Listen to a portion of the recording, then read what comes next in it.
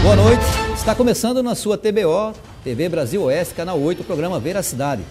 De segunda a sexta-feira, a partir das 23 horas. Não se esquecendo que toda a programação da TBO agora é em tempo real para qualquer lugar do planeta. Tem o site do programa, programaveracidade.com.br. Lá você entra, tem um ícone, você acessa tvtbo.com.br e você assiste o programa em tempo real para qualquer lugar do Brasil. Nosso WhatsApp, que você possa interagir em qualquer horário do dia, da tarde, da noite, da manhã, tarde e noite, para você dar sua sugestão, para você fazer suas críticas. Esse canal democrático, a pauta do programa, quem faz é você, através da sua sugestão, quem entrevistar, que assunto discorrer. Então a gente está aqui buscando colocar para você, telespectador, os assuntos de forma bem clara e atualizados, que é importante a gente estar acompanhando dia a dia o movimento da sua cidade, do seu município, do seu estado. Então a gente quer dar um abraço carinhoso a toda a Baixada Cuiabana que está aí ligada no programa Veracidade agora às 23 horas. Hoje, segunda-feira, nós estamos começando a semana, infelizmente, com notícias nada agradáveis, mas faz parte do dia a dia do nosso município. Amanhã, o SISMA, o Sindicato dos Servidores Públicos da Saúde do Estado de Mato Grosso, sinaliza aí para uma paralisação amanhã por 24 horas, a tentar uma negociação aí com o governo do Estado de Mato Grosso com relação à saúde do Estado. Para falar com você, telespectador, sobre essa questão, nós convidamos o senhor Oscarlino Alves, que é o presidente do SISMA, Sindicato dos Servidores Públicos de Saúde do Estado de Mato Grosso. Bom dia, presidente. Boa noite. Boa noite, já quase entrando já no outro dia, né, Luiz? Isso. Agradeço a oportunidade de a gente estar aqui presente já no final desse dia aqui, um dia de bastante correria para a gente, né, para a gente poder organizar. Na verdade, nós estamos organizando um movimento inteligente, né? Nossa categoria é uma categoria de profissionais da área de saúde, então a gente chegamos numa situação insustentável. Na verdade, nós chegamos numa situação em que não dá mais, nós estamos sofrendo demais, sofrendo com o sofrimento da população matogrossense. População matogrossense que depende do serviço público, que paga impostos, que com a sua dignidade se dirige para as unidades, as unidades dos municípios, onde a corda está estourando, porque a corda está estourando, sempre estoura do lado mais fraco, né? E a corda está estourando nas costas dos municípios. E nós, enquanto Estado, na esfera de organização, cooperação técnica, fomentador, financiador do Sistema Único de Saúde e até provedor de alguns serviços, nós estamos com uma situação lamentável. Uma situação estrangulada, onde a gente não consegue, naquilo que a gente se predispõe a fazer, os profissionais da área de saúde não conseguem desempenhar seus serviços a contento. É para isso que a gente estudou, é para isso que a gente fez concurso público e é para isso que a gente está disponível. Nós queremos trabalhar dignamente também. Não estamos tendo condições mínimas necessárias para exercer as nossas profissões na questão das equipes multidisciplinares, assistentes sociais, psicólogos, terapeutas, fisioterapeutas, médicos, enfermeiros, profissionais da enfermagem, nutricionistas, técnicos em radiologias, técnicos em enfermagem. Então nós somos em mais de 60 perfis profissionais que está faltando insumo básico, isso tem uma herança, isso tem um histórico, né? Mas hoje o que a gente está questionando desse atual governo é a inércia, que a gente continua na inércia do discurso, da fala, de que sabem do que se precisa fazer, da precariedade da força de trabalho, das relações de trabalho, da precariedade, da materialidade hoje dentro das unidades, mas aí a gente precisa de prazos. A saúde não pode esperar, nós lidamos com vidas, nós cuidamos de pessoas, de cidadãos matogrossenses, nós reabilitamos, nós prevenimos doenças, nós promovemos a saúde. Então a gente quer o respeito, a gente quer negociar isso com o atual governo, mas nós precisamos de prazo. 2015 vai passar daqui um pouco e aí a gente tem algumas reivindicações que a categoria vem fazendo desde a época de transição do governo Silval Barbosa para o governo de Pedro Táxi, e aí a gente não tem uma sinalização ainda positiva de que essas situações vão acontecer a curto espaço de tempo. Presidente, o senhor falou de uma situação da inércia do governo atual. Qual foi o quadro deixado pelo ex-governador na saúde? A saúde vinha andando como para o senhor, na sua avaliação? Na verdade, a gente vem de um processo de desmonte do Sistema Único de Saúde. A nível nacional, de coisa de 12 anos, entrando agora no 13º, que a gente acredita que vai ser uma fase de reconstrução, com o governador Pedro Táxi, mas aí eu tenho 11 anos de SUS, 11 anos de carreira. Então, o que eu peguei da época que eu entrei uma satisfação muito grande, porque uma satisfação é quando você adentra a porta do serviço público com a questão da estabilidade funcional, do desafio que a gente tem, de uma política pública fantástica, mas o que eu assisti de lá para cá foi o desmonte do Sistema Único de Saúde. Muito dinheiro se gastou, mas a gente só escuta e vê, a gente vivenciou essa situação enquanto profissional. Falta de medicação, falta de insumo, falta de atendimento à população, corredores lotados de hospitais, de pronto-socorros, aqui na capital, no interior. Chega, nós precisamos atender o cidadão, precisamos gastar o que for necessário. O Estado é um Estado pujante, rico, que a atual conjuntura econômica do Estado é altamente favorável. Nós precisamos, sim, canalizar uma energia grandiosíssima, agora nesse início de mandato, no início de governo, a gente sanar todo esse passivo e socorrer a saúde, socorrer a população mato-grossense. Presidente, uma coisa, eu queria só fazer que o senhor fizesse uma avaliação. Lógico, essa leitura do senhor com relação à saúde é muito importante, né? Ninguém espera o dia, vamos esperar. Mas o senhor não acha, o senhor sentou aí, o sindicato sentou com o governador, né, logo que começou. Essa demanda, esses problemas que estão ocorrendo, como é bastante recorrente na saúde, e já vem, como o senhor falou, há 11 anos, o senhor não acha que o tempo que o governador atual tem aí, com 5 meses, não é muito pouco para resolver um problema de 11 anos? Vamos citar um exemplo. Vamos para a questão da assistência farmacêutica. Quando eu entrei na Secretaria de Estado de Saúde há 11 anos, e aqui a gente não está para tirar pedra em governador nenhum em gestão, houve sucessos e fracassos. Fazendo uma medida, fazendo um peso nessa balança, o resultado está aí. As situações que foram tentadas foram fracassadas. Na saúde pública do Mato Grosso, há 12 anos atrás, nós só vimos algumas tentativas, o trabalhador não foi respeitado, não foi escutado como na gestão do Dr. Júlio Miller, que ficou 2 mandatos no governo de Dante de Oliveira, e a saúde pública ela deu um avanço muito grande nesse governo. Então o trabalhador era escutado, era feita a situação, a saúde pública era praticada, a política pública era praticada escutando o trabalhador e escutando a sociedade. O que a gente viu foi desperdício de medicamento na época do primeiro governo já de Blairo Maggi. Nós vimos a terceirização do serviço de distribuição e armazenagem de medicamentos. A gente viu inquéritos policiais, pessoas, cidadãos indo para a cadeia por desvios de recurso público. Nós vimos situações assim que deixaram a desejar. E aí, se a gente levar para o contexto mais próximo, no ano de 2011, nós sentimos uma proposição de um modelo assistencial para o hospital, os hospitais do Estado, as OSS. Fracassou.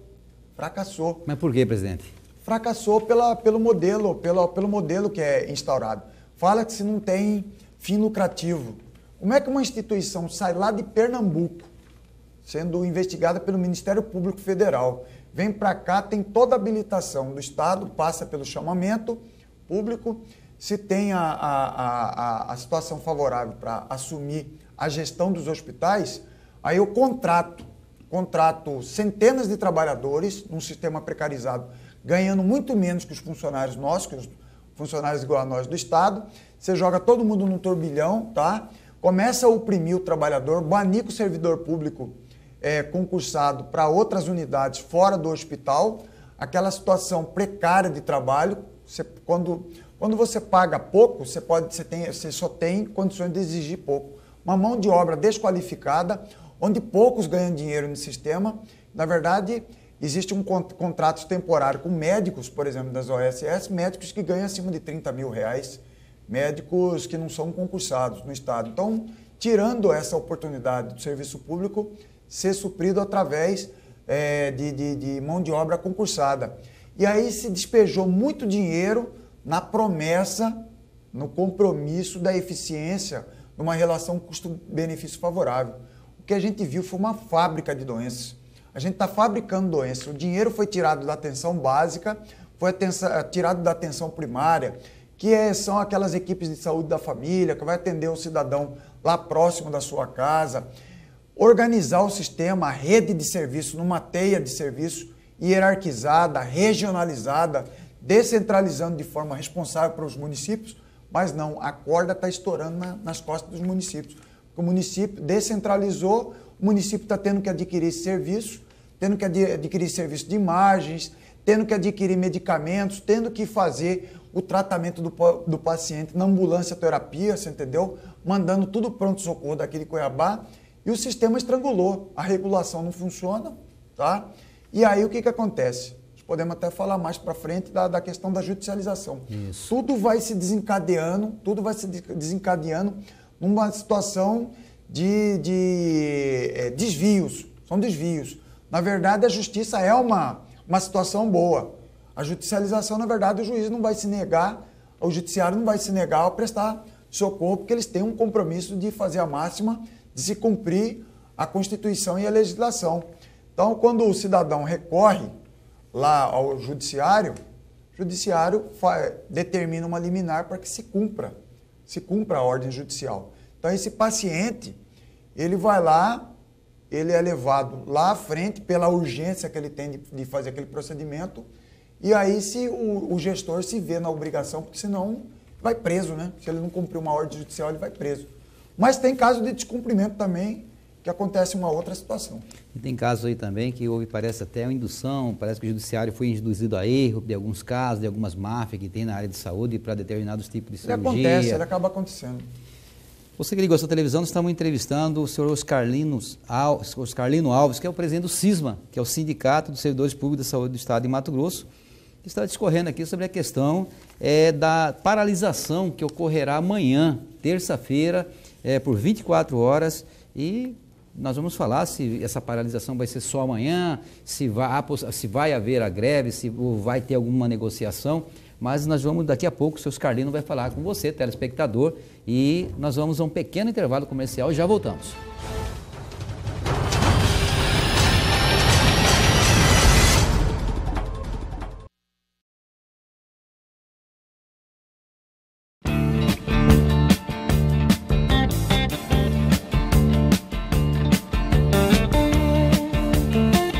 De volta com o programa Veracidade. Nós estamos aqui com o senhor Oscarlino Alves, que é o presidente do CISMA, que é o Sindicato dos Servidores Públicos de Saúde do Estado de Mato Grosso.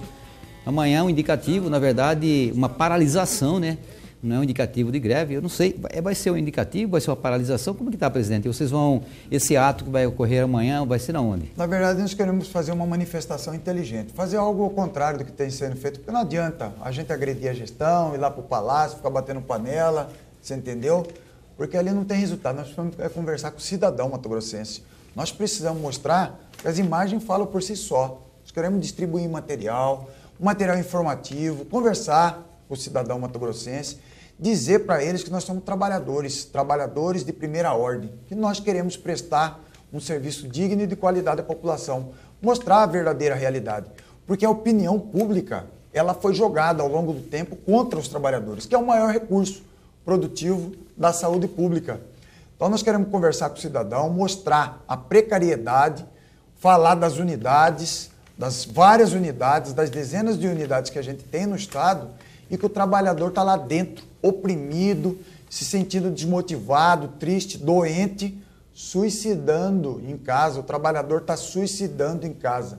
O trabalhador da saúde pública do estado de Mato Grosso, ele está tomando um remédio antidepressivo para ir trabalhar, ele está tomando um remédio antidepressivo para ficar em casa. A maior incidência de patologias que incide sobre a nossa classe de trabalhadores é proveniente da área de saúde mental. Nós estamos em depressão, nós estamos sofrendo de várias situações. E outras também, outras patologias ligadas às situações ergonômicas, em função da precariedade. Nós estamos com o mobiliário totalmente depreciado. Essa questão que o senhor colocou do suicídio, desse pessoal que estão com depressão, é em função especificamente de quê?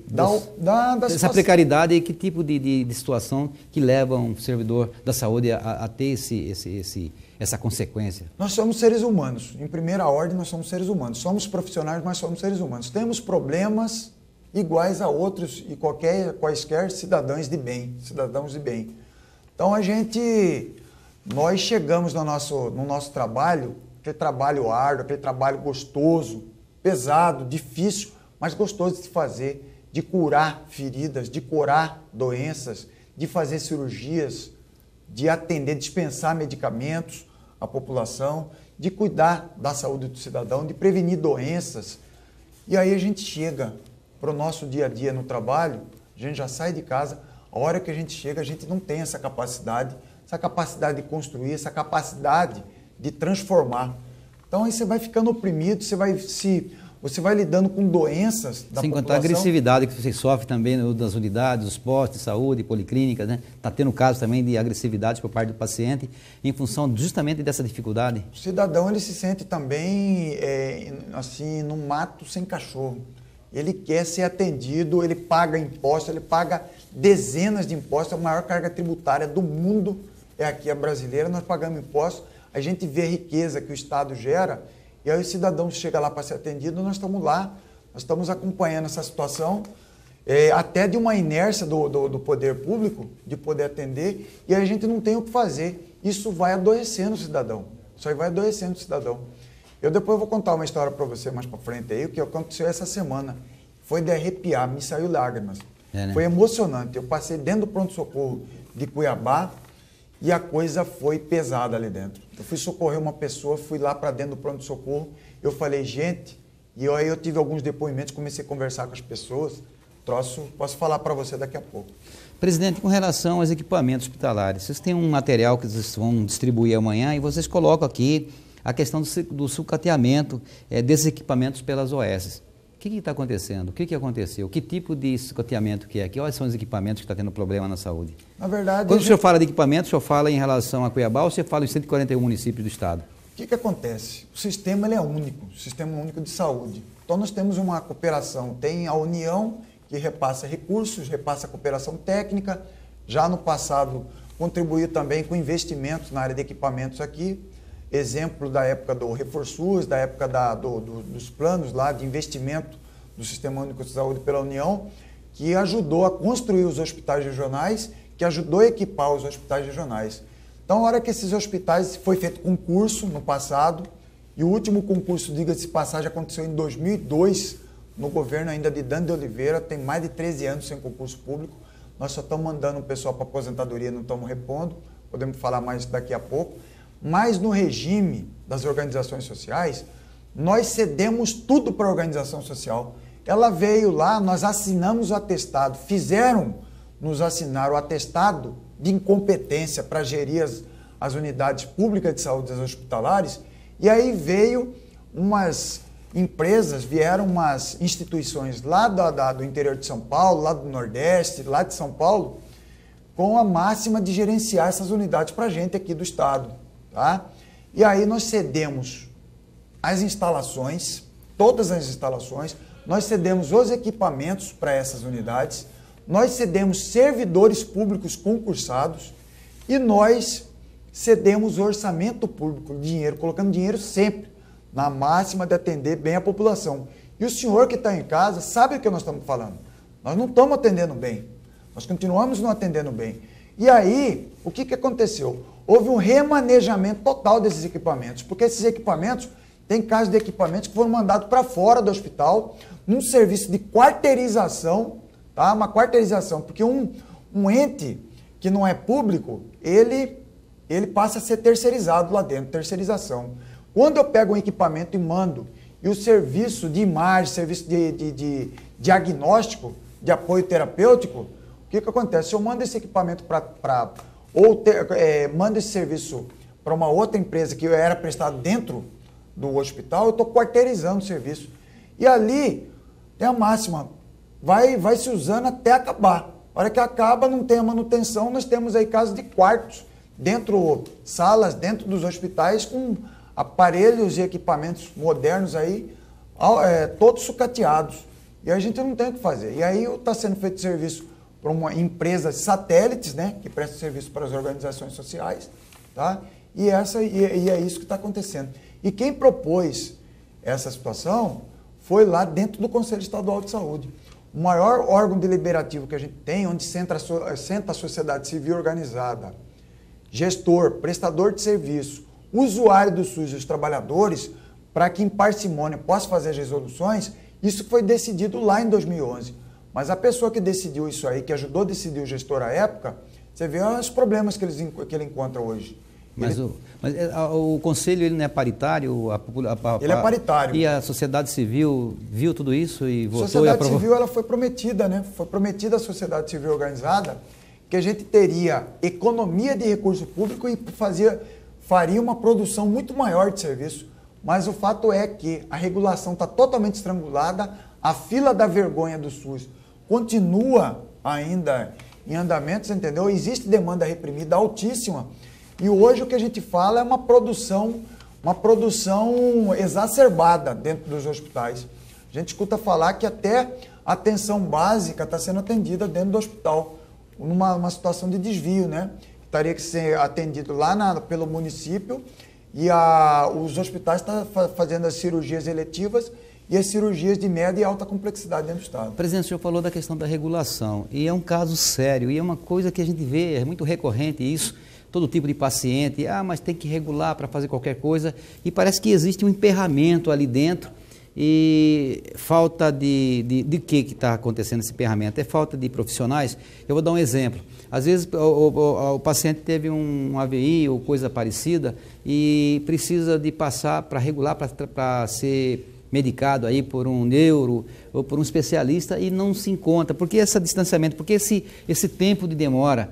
Às vezes em paciente do interior, mas tem que passar por esse processo de regulação, que é um processo obrigatório, mas o paciente às vezes acaba até indo a óbito por conta da morosidade desse processo de regulação. O que se deve isso aí? Queria que o senhor explicasse, porque o pessoal tem muita dificuldade, e eu recebo várias ligações, e eu vejo muitas pessoas falar, mas tem que esperar regular. Aí, esse esperar regular que o pessoal não entende, porque essa regulação, ela funciona aqui na capital e ela controla todos os 141 municípios? Sim. Na verdade, falar em regulação, a regulação é um dos fatores críticos de sucesso do Sistema Único de Saúde Pública. Por quê? Porque é um sistema que funciona para, até o próprio nome já diz, para regular. Na verdade, é um sistema de planejamento. Você planeja a rede de serviços hierarquizada, mediante as complexidades, mediante a oferta de serviço, porque nós temos hoje um grande problema da oferta de serviço. Então, você está gastando muito dinheiro com pouca oferta de serviço, tá? Você tem um desequilíbrio nessa situação, você vai aumentando a demanda reprimida, você vai aumentando a demanda, então esse sistema está completamente estrangulado. Então, não adianta eu mandar o paciente lá para dentro do sistema regulatório, que ele vai cair na fila, ele vai ser atendido. E aí existe um problema crítico quando você judicializa a demanda. Porque quando eu judicializo a demanda, eu pego esse paciente que está lá na fila, não sei em que ordem ele esteja, o juiz determina que esse paciente seja atendido em condições emergenciais, em condições prioritárias. Aí o que acontece? Ele vai lá para frente da fila e o preço que é pago para se atender é o preço que é estabelecido naquele momento de mercado. Então, não é um preço tabelado que a gente sabe, que nem a níveis de tabelas de sistema privado vem acompanhando. A gente sabe que tem exponencialmente valores sendo gastos aí para poder atender o paciente. Então, com a judicialização, o problema, além de passar na frente, ele paga o preço de mercado como se fosse de um particular? Ele pagaria. Aí já não entra, a gente não está criticando o judiciário, tá? Porque o judiciário cumpre a máxima de fazer cumprir, como eu falei para você, a Constituição e a legislação. Essa é a boa judicialização. A má... Mas existe a má, porque houve uma repercussão de uma co-irmã nossa, passou aí em nível nacional, pessoas que criaram grupos, né, máfias, com a questão das próteses, questão de certos equipamentos que se vendiam, que inclusive, com a judicialização, inclusive esses equipamentos parece que tinham determinada marca, realmente teve uma especificidade com relação às indicações e para isso, para beneficiar essa marca. Quer dizer, deu abertura para uma série de irregularidades, essa questão da judicialização também. Exatamente. E o Estado também não corre risco hoje, por exemplo, de ser inviabilizado do ponto de vista econômico com a judicialização? Na verdade é o seguinte, o juiz determina que se cumpra a liminar. Hoje tem uma coisa crítica aí que estava acontecendo, que eu acho que o governador tem trabalhado bastante nessa máxima aí, o nosso secretário, para poder tentar resolver, porque é um gargalo também. É a questão quando se não cumpre a ordem judicial, e aí o judiciário vai lá e bloqueia diretamente na conta única do Estado. Então ele manda bloquear o dinheiro. Então aí a situação fica mais complicada ainda, porque se quebra todo o planejamento. A gente está planejando, nós somos expertise em planejamento, mas esse planejamento está todo estrangulado com a oferta que a gente tem de serviço e como funciona a sistemática e como funcionou no passado, que é uma herança que caiu no colo. E o pior não é isso, né, presidente? Porque vai ter casos de pacientes que realmente precisa que, através da judicialização de uma medida judicial para fazer determinado tipo de cirurgia, algum tipo de remédio de alto custo, por conta dessa leitura, às vezes, aquela pessoa que realmente precisa acaba sendo, a decisão judicial pode indeferir um pedido e penalizando justamente esse paciente.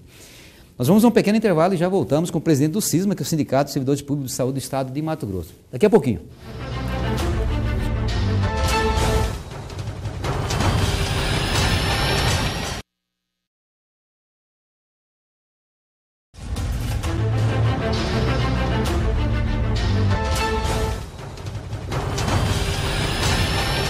De volta ao programa Veracidade, na sua TBO.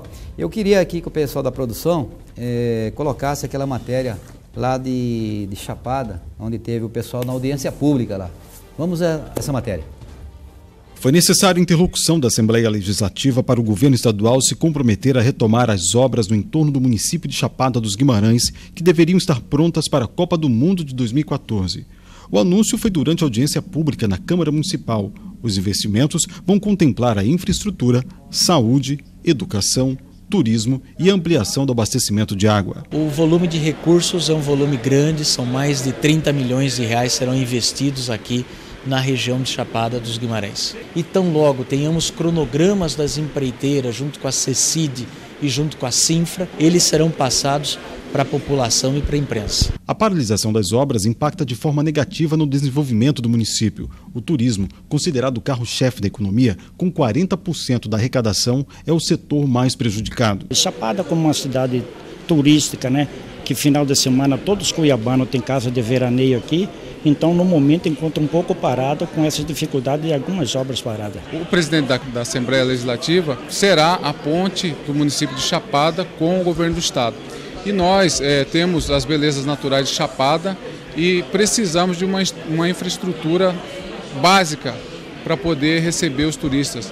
E não só receber os turistas, mas como promover uma qualidade de vida necessária para o cidadão chapadense. Segundo o primeiro vice-presidente do Legislativo, deputado Eduardo Botelho, Chapada faz parte da matriz de prioridade do governo estadual para fomentar o turismo em Mato Grosso. Nós já tivemos várias reuniões com o governador, com os secretários, para retomar algumas obras, como é a obra da água aqui que está paralisada, justamente batalhando para retomar essa obra que é muito importante e um anseio da população aqui de Chapada. O reflexo da crise atinge o comércio. Empresário, José Inácio, considera que houve descaso da gestão anterior. Para ele, os investimentos renovam as esperanças. Nós estamos numa situação bem difícil, nós estamos precisando dessa ajuda. Parque fechado, a parte do Casa de Pedra, esses lugares está fechado porque não tem estrutura. Isso está tudo abandonado. O Parque Nacional hoje está abandonado. Os serviços em Chapada dos Guimarães incluem a revitalização dos principais pontos turísticos, entre eles a Salgadeira e o Portão do Inferno, o término das obras de captação da água, a entrega da Escola São José no distrito de Água Fria, um asfalto da Coab, a pavimentação asfáltica da MT 020 e a recuperação da MT 251 e a duplicação da rodovia do Trevo da Guia até a Fundação Bradesco. Na avaliação do presidente da Assembleia, deputado Guilherme Maluf, a conclusão das obras gera qualidade de vida, melhorando todas as cidades. Sem a gente retomar essas obras, fica muito difícil falar em retomada do desenvolvimento da Chapada. Então, a prioridade inicial seria a retomada das obras, mas não basta só isso. A Chapada tem várias demandas, por exemplo, a questão do hospital, médicos. A Chapada precisa aí de uma série de infraestruturas na própria educação, a questão de ônibus escolares, bairros como São Sebastião, são um bairro grande e não tem aí uma pracinha para as pessoas poderem fazer o seu lazer. Então são várias demandas, obviamente que a gente não vai conseguir resolver todas essas demandas, mas vamos debater, vamos discutir e nos futuros encontros nós daremos prioridade aos outros assuntos. Tá aí, é importante aí essa revitalização da Chapada, o entorno. Então essa audiência pública lá em Chapada, realmente ela estava precisando, porque o nosso turismo aí, eu mesmo era um frequentador assíduo daquela região e está tudo fechado, tudo parado. Então realmente a Assembleia aí tem que mostrar porque veio, realmente já saindo, deslocando, fazendo essas audiências públicas aí, saindo aí pelos municípios onde tem os problemas, para que realmente resolva, né? E a sinalização aí de forma positiva, com certeza quem vai ganhar com isso é o Cuiabá, a população, a rede hoteleira, todo mundo, e vem dinheiro para cá, né? Pessoal, onde vem turista, o dinheiro vem junto, né, presidente? Com certeza. Está na hora de mexer aqui. Hoje também frequenta aquela região ali? Olha, ali é cartão postal. Eu não sei o que aconteceu com os governos passados aí. Acabaram com o lazer do cidadão mato-grossense. Aquilo ali ficava lotado, gente alegre, gente bonita ali, tomando seu sol, trazendo sua família para poder participar daquela comunidade ali. Parece que o pessoal está indo lá para longe, lá na Martinha agora. Lá na saída para Campo Verde. Lá na saída. Realmente. O pessoal não tem lazer. O pessoal de Mato Grosso precisa ter praças públicas construídas, precisa ter lazer. Esse é um benefício da natureza, Ele precisa ser revitalizado urgente. Fazer até um apelo para o governo do estado de Mato Grosso entregar aquilo ali para a população mato-grossense. Aí, interessante aí, boa matéria aí, parabéns aí aos parlamentares que saíram e foram no local realmente para poder dar essa reviravolta. Nós estamos falando com o Oscar Carlinhos Alves, que é o presidente do CISMA, que tem aí uma paralisação amanhã, uma movimentação na Praça Alencastro, né? Praça Alencastro amanhã durante 24 horas, buscando justamente conscientizar a população, levar os motivos que realmente estão levando aí o sindicato a fazer essa mobilização, justamente mostrando essa questão da infraestrutura, da questão da saúde. De uma forma geral, os problemas são muito grandes, colocados pelo presidente. O atual governo herdou todos esses problemas da gestão passada, e aí, mas mesmo assim, há essa mobilização, ainda que pese o pouco tempo, mas, segundo o presidente, há a possibilidade ainda de um empenho maior para que essa solução seja realmente tomada e resolvida. Presidente, o senhor falou do concurso, né? Com relação ao último concurso, parece que foi na última vez, na época de Dante, o pessoal está sendo aposentado, e isso realmente vem acabando, afunilando, e o número de servidores, relação servidores-paciente, ela acaba fugindo pelo menos da norma, né, que estabelece aí, no caso aí das normas técnicas, a BNT, e das normas que faz essa relação profissional de saúde junto ao paciente. Que norma que é essa? As várias normativas, várias NRs, né? Várias resoluções sanitárias, né? Do Código Sanitário, que se a gente fosse elencar aqui, a gente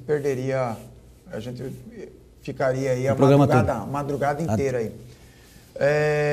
O grande problemático é o seguinte: num ciclo renovatório, vamos pensar de forma bem simplória. Você tem aproximadamente 6.000 trabalhadores na base. Eu já tenho 1.700 aposentados e tenho 4.300 funcionários ativos. Tá? Eu tenho hoje, as OSS empregam dentro de unidades públicas do Estado por volta aí de umas 2.200 trabalhadores. Tá? Trabalhando de forma precarizada, ganhando menos e ocupando cargos que poderiam ser supridos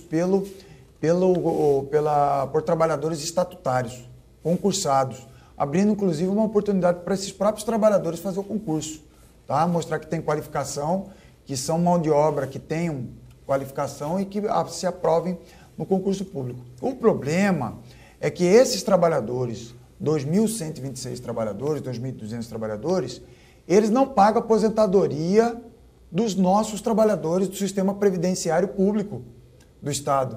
Eles contribuem para o regime geral da Previdência Social porque eles têm carteira assinada, eles são CLTistas. Então, eles pagam os aposentados lá do INSS. E esse saldo e essa contribuição, ela não está revertendo para o nosso fundo, ele está revertendo lá para o aposentado. No dia que acabar esses contratos, nós ficamos com esse rombo na nossa Previdência também. E aí, o que acontece? Nós temos ainda a questão da renovação do ciclo. Nós estamos na iminência de mandar 750 trabalhadores agora, já estão prontos para ser aposentados, porque a grande alegria é o seguinte, como eu te falei, Grande alegria quando você adentra o serviço público. Quando você adentra e cai nesse caos que a gente está lá, que a gente está precisando dessa mão de obra, sangue novo, novas tecnologias para dentro, para a gente poder fazer um serviço melhor, de qualidade, digno à população, a única alegria que a gente tem hoje, que a gente vê os aposentados que estão dando tchau para a gente, os colegas que já prestaram 30 anos de serviço com verdadeiros guerreiros, verdadeiros gladiadores, tá? E hoje eles estão dando tchau para a gente, levando conhecimento técnico, a gente sem ter esse tempo para poder reciclar os novos, poder conviver com os novos, passar esse conhecimento adiante para eles poderem aposentar. E aí fazer o ciclo renovatório e previdenciário, porque vai virar uma bomba previdenciária. Daqui a pouco, nós estamos com a morte da nossa carreira decretada. Nós estamos na UTI. Daqui a pouco, daqui 15, 17 anos, que não é muito tempo, a gente vai aposentar todos, teoricamente, nós vamos mandar todos para a aposentadoria, nós vamos ficar usufruindo do Fundo Previdenciário do Estado sem renovar, sem ter novos trabalhadores contribuindo no Sistema Único de Saúde. Vai estar sempre no vermelho. Vai estar sempre no vermelho, contribuindo para o grande rombo, para o grande déficit que a gente tem previdenciário hoje no Estado. Presidente, há alguma sinalização do atual governo com relação a concurso público na área de saúde? O grande problema é esse, que a gente precisa, que a gente quer sentar com o governo, é estabelecer prazos.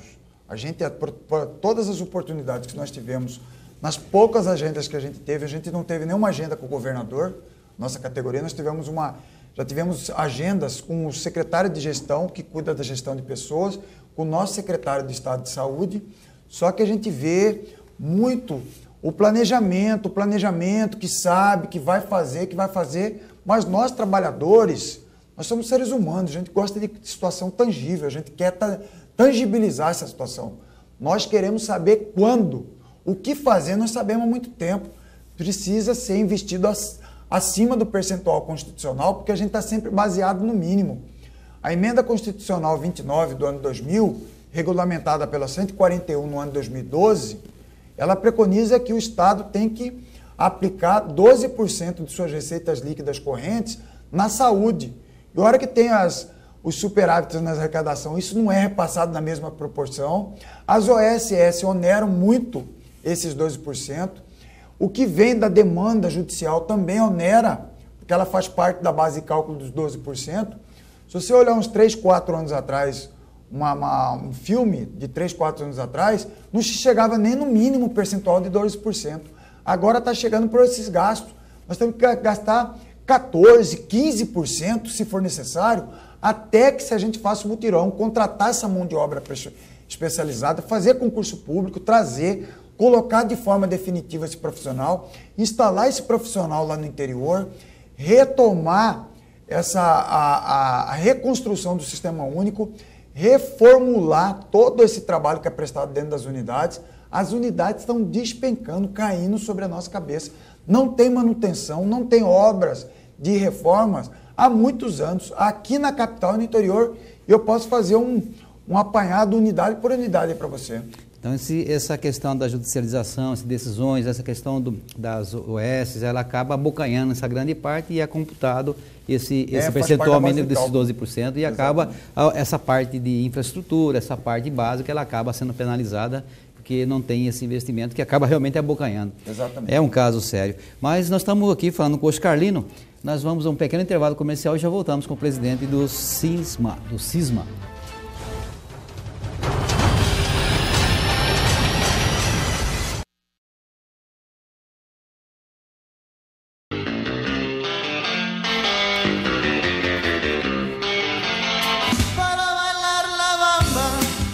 De volta com o programa Veracidade na sua TBO. Nós agora entramos para o último bloco. Eu quero que a produção coloque a matéria ali do pessoal que tiveram, dos deputados que tiveram lá em Várzea Grande, visitando a prefeita Lucimar Campos. Durante reunião com a prefeita de Várzea Grande, Lucimar Campos, o presidente da Assembleia Legislativa, deputado Guilherme Maluf, garantiu apoio ao crescimento econômico e social do município com a implantação de políticas para corrigir os problemas com a saúde e o crescimento industrial. Da necessidade, nesse momento, da Várzea Grande ter um parque tecnológico. Isso atrairia muitas empresas, geraria muitos empregos, portanto, fomentaria a economia da cidade. Então, Várzea Grande precisa de agendas positivas. A questão do mutirão também de saúde, que nós estamos desenhando junto ao governo do estado. Eu só não sei exatamente em qual setor da saúde, porque não está pronto o projeto. Secretários e lideranças políticas do município participaram da reunião. O diálogo com o executivo por investimentos no município tem o apoio do deputado Eduardo Botelho. Já tinha ido hoje de manhã, antes de vir para cá, no governador. O secretário especial Gustavo já está trabalhando junto com a prefeitura para que reabrir a UPA, para que o governo assuma parte desse custo da UPA, para que funcione isso aí.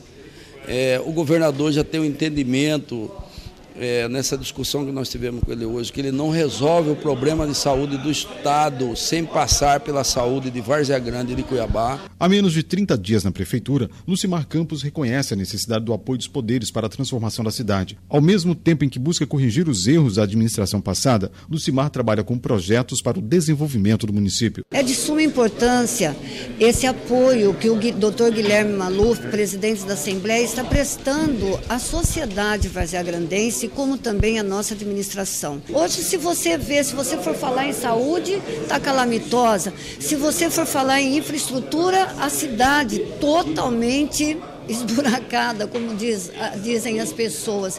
Na educação, colégios no chão. Várzea Grande não pode mais esperar. Nós não temos tempo para poder saber se poderá dar certo. O que nós precisamos é de fazer trabalhos que levam benefícios urgentes a essa população tão sofrida que está sendo em Várzea Grande. Tá aí, pessoal fazendo esse trabalho lá em Várzea Grande, lutando aí para reativar a UPA, do Parque Tecnológico. Realmente a prefeita tem um grande desafio pela frente aí nesses apagar da luz, segundo tempo aí do jogo, né? Ano que vem, infelizmente só tem o ano que vem e é complicado. Várzea Grande que vem uma situação também muito delicada, né? Troca de prefeito. Tomara aí, vamos torcer aí para que a prefeita que assumiu lá, Lucimar Campos, possa realmente atender e resolver essas questões, que Várzea Grande os problemas não são poucos, são muitos, né? Eu não sei, né? Tomara a Deus que realmente consiga, nesse pouco tempo que tem ainda para administrar a cidade. Presidente, vamos falar um pouquinho de um problema que eu tenho acompanhado, inclusive teve entrevistado aqui, falando da questão do CRIDAC, lá do Centro de Reabilitação, com dificuldades, o pessoal às vezes tinham lá prótese, ordens, davam assistência para esse pessoal. Tem a questão do Adalto Botelho também. Como que está essa situação dessas unidades? Olha, totalmente precárias, porque é o seguinte, você tem uma sequência. Hoje, por exemplo, o Sistema Único, ele tem um sistema de faturamento também, porque o Ministério da Saúde é um grande parceiro, um órgão, um agente financiador, como agente financiador do sistema.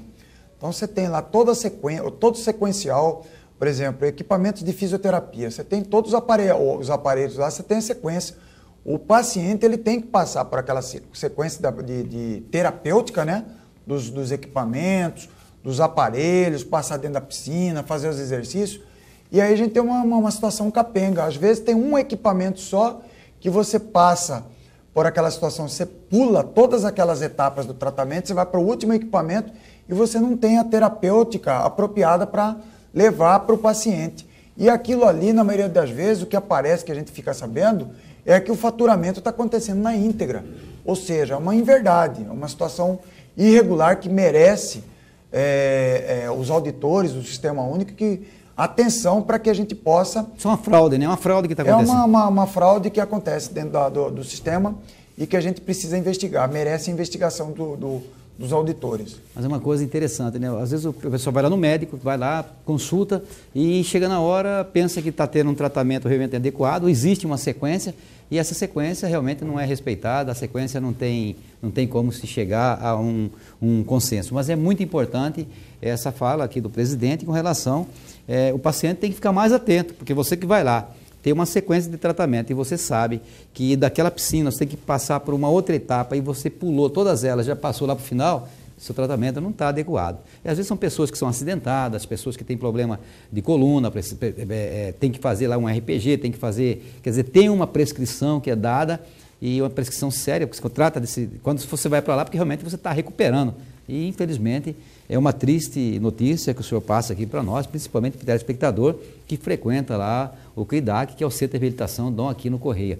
E com relação ao Adalto Botelho, como é que está a situação do Adalto Botelho? Só para terminar com relação ao CRIDAC, você vê que isso aí, quanto que isso não compromete a saúde do trabalhador, a saúde, a segurança do trabalhador, a nossa confiança em poder trabalhar, em poder desenvolver as nossas atividades. Isso frustra, isso adoece. Ali quando era fundação, ela tinha uma credibilidade muito grande, né? É que, na verdade, o que se busca hoje também no sistema, que a gente não vê, a gente não enxergou isso aí, isso vem numa situação de mais de uma década aí, é a questão da autonomia do gestor. O gestor de saúde pública precisa ser tratado com autonomia verdadeira. O gestor precisa cuidar dos recursos públicos da saúde. Ele precisa ter poder para aplicar esses recursos. E aí, com uma situação que a gente não vê. A exemplo disso, você vê os cortes que tiveram no orçamento da União, agora, na semana passada, as primeiras áreas a serem afetadas e as mais afetadas de saúde e educação, que teria que ser prioridade, não teria que mexer com o recurso da saúde e da educação. Porque tudo começa pela educação, se desencadeia na saúde e é refletido na área de segurança pública. E é ruim isso, né? Porque de cima de um palanque todo mundo fala, porque a saúde e a educação é prioridade. E é realmente uma coisa muito triste que você ouve. Presidente, vocês fizeram um congresso do trabalhador semana passada. O que vocês tiraram desse congresso? Quais foram as diretrizes? O que vocês tiraram de saldo positivo desse congresso? Luiz, me dá a oportunidade de falar também da... Nós vamos falar da Adalto Botelho. Eu vou até pular por favor. Quebrar o protocolo aqui com você. Adalto Botelho, gente, eu desafio a população a ir lá conhecer o Adalto Botelho. A precariedade, os verdadeiros, os valorosos trabalhadores ali, cuidando da saúde mental de pessoas ali que têm poucas chances na vida, que são os pacientes provenientes da área de saúde mental, com os retardos mentais, com os distúrbios mentais, e ali aqueles pacientes, psicólogos, assistentes sociais, terapeutas, pessoas habilitadas para cuidar, passar medicação, fazer a terapêutica, fazer atividades laborais com esses pacientes. Você vai lá ver, não tem nada disso aí, falta medicação direto lá na farmácia do Adalto Botelho, paciente lá quando chove lá, paciente com água até na canela, paciente andando descalço lá, a indumentária, as roupas dos pacientes, os colchões, as pessoas deitadas ali, é um sofrimento muito grande para nós trabalhadores e para aqueles irmãozinhos que estão ali estão sendo tratados de forma precária. A ouvidoria não funciona? A ouvidoria da saúde não tem o que reclamar? A ouvidoria ligada ao Conselho Estadual de Saúde passa as informações, mas o sistema está dessa forma. A gente tem um compartilhamento das responsabilidades dentro desse órgão paritário, mas as coisas não acontecem. Para você ter uma ideia, existem 2 resoluções do Conselho Estadual de Saúde revertendo a situação das OSS dentro do Estado. Foi mandado isso para o gestor passado, deixa eu pegar aqui, foi mandado isso para o gestor passado e não foi tomada medida nenhuma. O governo não publicou essas resoluções. Na época que foi para implantar a OS, ela foi implantada. Na hora de reverter, ficou por isso mesmo. Isso que a gente está nessa inércia, nesse sofrimento. Não cabe medida judicial, não cabe denúncia ao Ministério Público? 7 ações cíveis públicas no Ministério Público falando que tem que reformar todas as unidades de saúde, que tem que comprar medicamento, manter os estoques regulares de medicamento. E o cumprimento disso tudo? Não está sendo cumprido, está em processo investigatório. O Ministério Público, a gente tem um grande parceiro lá, que é o doutor Alexandre Guedes, na área de saúde pública, falando do concurso público, falando da retirada das OS. Tem projeto de iniciativa popular engavetado dentro da Assembleia Legislativa, com mais de 40 mil assinaturas, onde o cidadão mato-grossense falou: não quero mais OS, eu quero a retomada para as unidades públicas 100% sob a gestão do Estado. E nada foi feito. Presidente, nosso tempo está chegando bem ao final. Eu queria que o senhor fosse bem objetivo com relação a esse Congresso do Trabalhador que aconteceu na semana passada. Congresso do Trabalhador, ficamos 4 dias lá no Hotel Fazenda Mato Grosso, trouxemos aí por volta de 600 trabalhadores, desses 4.300 funcionários ativos, discutimos a saúde e segurança do trabalho, fizemos grandes constatações, tivemos grandes personalidades da saúde pública nacional, trouxemos a doutora Maria Helena Machado, da Fiocruz, trouxemos o doutor Júlio Miller para palestrar para a gente, trouxemos o doutor Alexandre Guedes, trouxemos gente do Conselho Nacional de Saúde para palestrar, e nós chegamos a uma constatação das matrizes de problemas que a gente trabalhou, que o trabalhador da saúde está adoecendo junto com o paciente do SUS. socorra a saúde pública do estado de Mato Grosso. É o meu apelo. Tá aí, nosso programa infelizmente chega ao final. Quero, presidente, agradecer a sua participação, ter atendido o nosso convite e estar aqui no programa de hoje. O prazer foi todo meu e a hora que você nos convocar, nós estaremos à sua disposição, viu, Luiz? Programa de grande credibilidade e o nome já fala, veracidade, verdade. Eu quero torcer para que amanhã vocês entrem num consenso com o governo do estado, para que realmente essa greve não aconteça, porque quem vai perder com isso vai ser o paciente, vai ser a população. Mas Deus há de abençoar essa conversa entre vocês e o governo do estado. Deus quer. Tá. E você, telespectador, muito obrigado. É meia-noite, queremos agradecer a sua contribuição através de assistir nosso programa. Não se esqueça, interagir é sempre o nosso WhatsApp, 9974-1213. Muito obrigado e, se Deus nos permitir, até amanhã. Tenham todos uma boa noite.